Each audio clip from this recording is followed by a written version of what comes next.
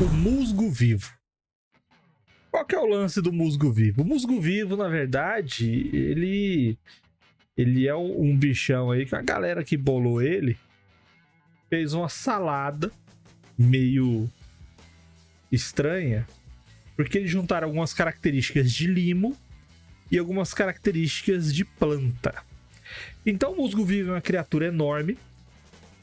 Ela tem o corpo todo formado por uma mistura de musgo e planta. Ela é extremamente forte. Ela é extremamente resistente. Ela tem um ND 6 ou 7, dependendo do que você for adotar aí. E ao contrário dos musgos e das plantas, ela tem inteligência 3. Ele tem um nível de consciência elevado para uma criatura desse tipo, só que ainda é burro o suficiente para não poder se comunicar e não poder resolver a maioria dos problemas. Qual que é o lance dele? Ele é neutro, tá? Ele é imparcial, só que ele tem uma característica especial que é uma espécie de análise de comportamento. Então ele fica observando as criaturas que estão em volta dele no pântano, porque ele tem uma capacidade de camuflagem muito boa. Se ele ficar parado num canto, ele vai parecer um monte de vegetação. Se ele deitar na água, ele vai parecer musgo. Então, onde ele encostar, se você não passar num teste de percepção aí de CD16, você não vai notar que ele tá ali, vai achar que é parte do cenário. E ele consegue observar essas criaturas que tiver ao redor dele, e com um teste de sabedoria CD12, ele consegue ver se a intenção da criatura é uma intenção boa ou não, se ela é hostil ou pacífica a ele. Por mais que seja um predador, ali atento à caça, a caça faz parte do contexto pessoal dele. Ele tá caçando, então ele não tá querendo simplesmente provocar o mal ou alguma coisa assim. Então ele fica ali de boa, só observando e vivendo a sua vida musgando pelo pântano. Então, como ele é uma criatura neutra e gosta de viver uma vida tranquila, ele costuma ficar próximo a assentamentos humanoides que não tenham tendências destrutivas, porque a própria cidade traz para ele uma proteção, e ele, em contrapartida, pelo tamanho dele, acaba afastando certas criaturas que podem ser um pouco nocivas para para esses assentamentos. Assim, o musgo vivo, que é um gigantão no meio do pântano, acaba sendo uma criatura adorada por esses povos que vivem lá. Pode ser os povos humanos, podem ser elfos, pode ser os homens sapos, porque eles vivem tranquilamente desde que você não ameace ou não queira fazer mal a eles. Qual que é o grande lance? O lance é, quando alguém quer fazer mal a eles, ou mal a alguém que ele se liga, por exemplo, se ele tá ali próximo a uma cidade, ele vai considerar que aquele terreno também é dele e ele vai proteger. Então, se alguém for contra ele ou contra a área dele, ele vai querer defender. Então, ele tem um ataque forte. Se eu não me engano, o ataque dele acho que é mais 7. E ele dá 2d6 mais 4 de dano. 2 pancadas, tá? Ele não tem dificuldade nenhuma para se movimentar no pântano, independente da obstrução, desde que não seja o muro, ele passa por entre árvores tranquilamente. E ele vai fazer com que a criatura ou a ameaça fuja dali. Se ele começar a apanhar, a sofrer danos e meiar os pontos de vida dele, que eu acho que são 114, se não me engano, ele vai entrar numa espécie de fúria, vai ganhar um ataque adicional e vai habilitar uma capacidade regenerativa que ele recupera 2 pontos de vida por rodada. Então ele vai dar 3 ataques por turno e vai se recuperar enquanto isso, se tornando uma besta fera das alagoas, a ponto de assustar os seus inimigos. A única característica que ele tem... Desculpa, né? O único ataque que ele tem em comum é um cuspe de lodo que é uma substância pegajosa, que quando atinge uma criatura de tamanho grande ou menor, ela vai reduzir o deslocamento dela pela metade e vai dar desvantagem nas ações físicas, desde que ela não passe no teste de destreza CD16. E isso daí é extremamente perigoso se você tá lutando com um bichão que dá 3 ataques por turno e ainda tem regeneração, tá? Fora isso, ele é uma criatura com algumas características de planta e musgo. Então, eles têm imunidade a veneno, eles têm imunidade a cortante, eles têm imunidade à eletricidade, eles têm imunidade... Deixa eu me lembrar. Eu acho que é isso, né? Eles têm fraqueza contra fogo. Mas como eles vivem no ambiente todo molhado, ele só mergulha na água e já trata desses incêndios aí de maneira mais tranquila. E a grande característica dele é exatamente essa composição de lore. Essa capacidade que eles têm de ser um tipo de um guardião de uma área, de ser um aliado para druidas, de ser um protetor para alguma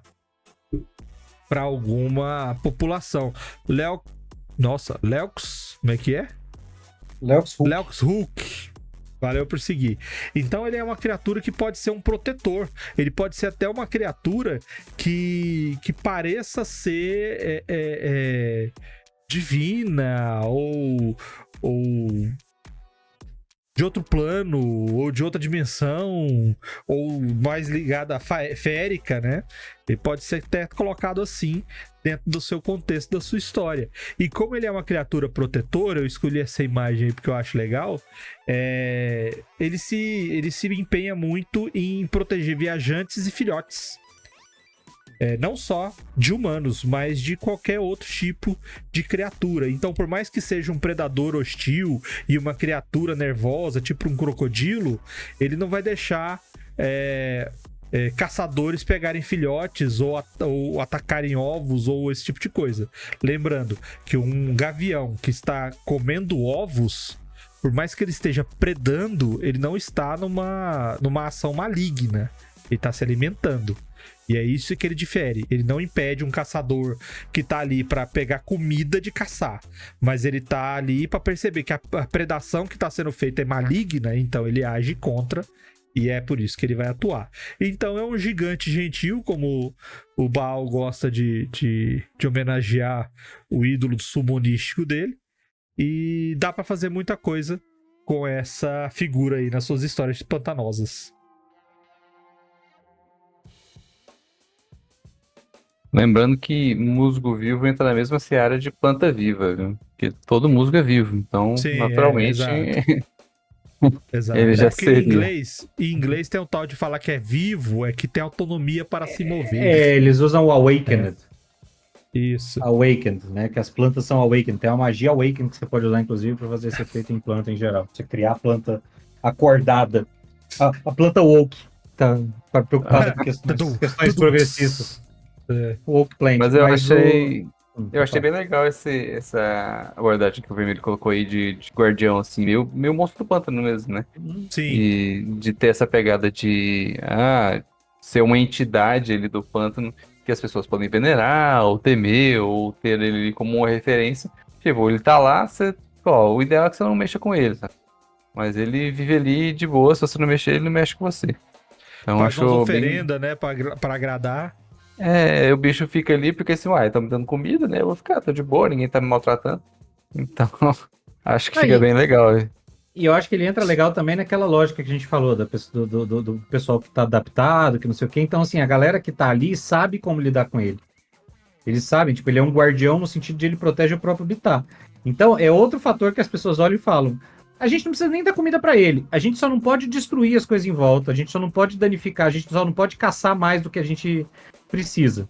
E aí, qualquer pessoa que não é dali, que não tá acostumada, tá sempre sujeita a fazer alguma merda e lidar com ele. Então, assim, chega os caras lá falando: a gente veio aqui pra caçar jacaré. Tá, mas vocês precisam? Vocês comem? Não, a gente quer caçar jacaré pra pegar couro, pra fazer não sei o quê. Beleza, cara, caça uns 2 ou 3 aí. Não, a gente vai caçar 20. Aí os caras olham e falam: tá bom, tem uma região boa de jacaré ali, ó. Aí aponta a região do musgo lá. Vai caçar lá 20 jacaré pra você ver como é que o musgo vai reagir quando ele vê você caçando desnecessariamente. Eu acho que essa é uma lógica boa também de você pensar da forma como você lida com o guardião. Que é o guardião que ele tá ali pra proteger. Se você sabe como lidar com ele, você nem precisa pedir nada pra ele. Você pode só não entrar na frente, né? E deixar ele lidar com a galera da maneira que ele achar adequado. E é bom também você colocar uma criatura que, apesar de ela não ser na tendência boa, ela acaba, na neutralidade dela, ela acaba sendo interpretada como boa. Porque as pessoas tá protegendo é porque é massa, tá ajudando é porque é legal. Então, assim, fica legal isso. Apesar que, lembrando, ela é uma criatura neutra. Ou seja, ela vai reagir quando for importunada e ela pode não encarar suas ações de maneira boa, caso ela perceba que a sua intenção não é legal. Leox Hulk está pedindo para jogar com o Salada. Aonde? Isso? Posso jogar com Aqui você, no por chat. favor? Ô, Léo Zuc, cara, a gente tá sempre tentando fazer um esquema, né?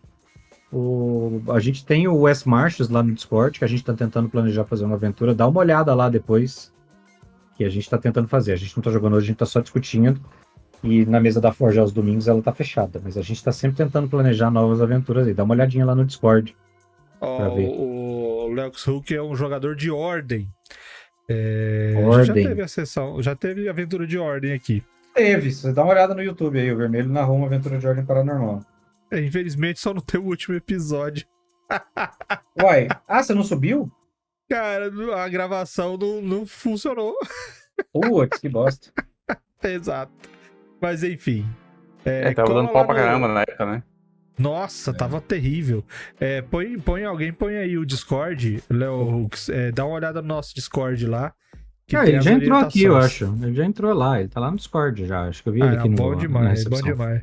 Aliás, o MH aí, depois ele tava perguntando sobre o Eras. Eu tô tentando viabilizar um jeito de fazer transmissão pelo Discord só pra conversar sobre o sistema, tá?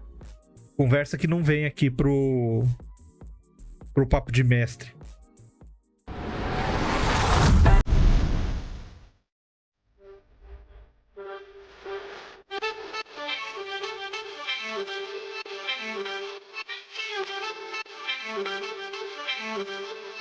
Thank you.